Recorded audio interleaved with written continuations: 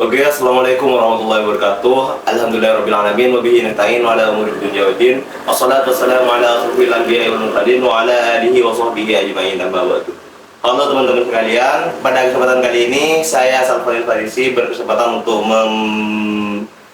menerangkan terkait perihal manajemen sumber daya insani yang ada di dalam Islam.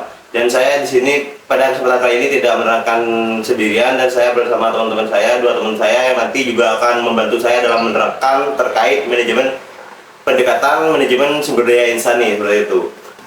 Oke, langsung saja teman-teman ya, untuk terkait pendekatan dalam sumber daya insani sendiri itu ada 3 hal. Yang pertama yaitu pendekatan secara mekanis, yang kedua yaitu pendekatan secara paternalistis, dan yang ketiga yaitu pendekatan secara sosial, begitu teman-teman, secara sosial.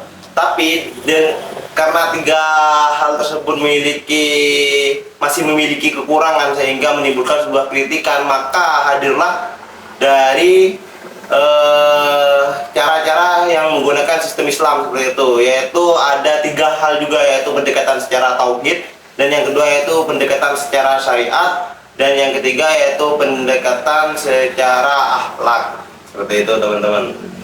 Mungkin di sini kami akan menjelaskan pendekatan sumber daya insani melalui sudut pandang Islam seperti itu teman-teman. Yaitu yang pertama yaitu ada sudut pandang tauhid, yang mana sudut pandang tauhid sendiri memiliki peran yang sangat penting dalam pendekatan sumber daya insani.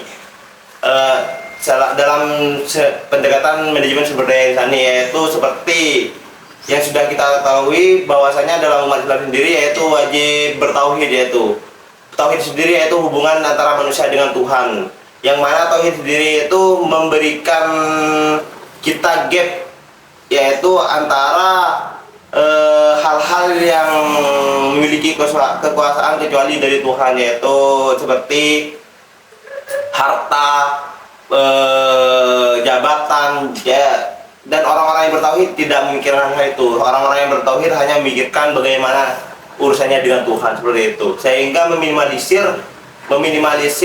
kejadian perebutan jabatan, seperti perebutan jabatan dan perebutan harta seperti itu teman-teman, sehingga sangat efektif dalam penerapan di dalam manajemen sumber daya insani sendiri. Mungkin itu saja yang dapat saya sampaikan. Selanjutnya terkait sumber daya syariah, manajemen sumber daya syariah, manajemen sumber daya insani secara syariah itu akan dijelaskan oleh teman saya. Terima kasih. Di sini saya membahas mengenai pendekatan syariah dalam manajemen SDI. Secara umum, pendekatan syariah terbagi menjadi 2 pokok bahasan utama. Pokok bahasan yang pertama yaitu ibadah. Ibadah meliputi mabdot, yakni ibadah dengan pelaksanaan tertentu, sedangkan ghairu mabdot, yakni ibadah tanpa pelaksanaan tertentu. Pokok bahasan yang kedua yaitu muamalah. Muamalah meliputi al-muamalah al-madhiyat, yakni muamalah yang berhubungan dengan kontrak, perdagangan, bisnis, dan hubungan kerja. Sedangkan al-muamalah al-adabiyah, yakni al-muamalah yang berhubungan dengan moralitas. Dalam bidang muamalah, prinsip pelaksanaannya didasarkan pada 2 hal. Yang pertama yaitu at-ta'awun, yang artinya saling tolong-menolong. Manusia adalah makhluk individu atau makhluk sosial yang tidak dapat hidup sendiri tanpa adanya bantuan orang lain. Terlepas dari keragaman mereka saling membantu dalam beberapa tujuan bersama, yaitu untuk mencapai kemakmuran ataupun kekayaan.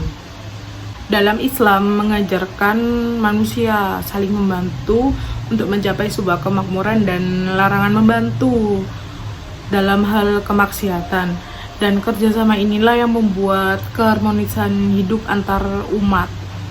Pokok bahasan yang kedua yaitu al-adl, yang artinya tidak berpihak yang satu dengan yang lain atau adil.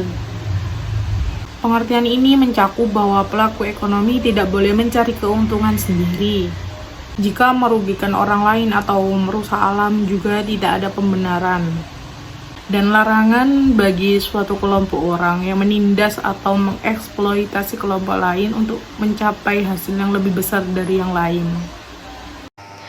Baik, materi terakhir akan dipaparkan oleh saya sendiri mengenai materi pendekatan akhlak dalam manajemen sumber daya insani.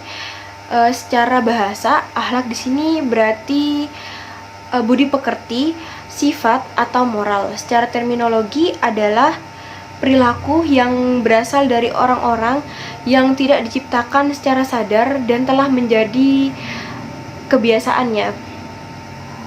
Persimpangan akhlak dan manajemen sumber daya insani ini adalah bahwa manajemen berbicara tentang penerapan kombinasi yang harmonis dengan cara yang baik dalam melakukan sesuatu untuk mencapai hasil yang maksimal. Sedangkan akhlak di sini berbicara tentang tindakan baik dan buruknya seseorang tersebut. Oleh karena itu,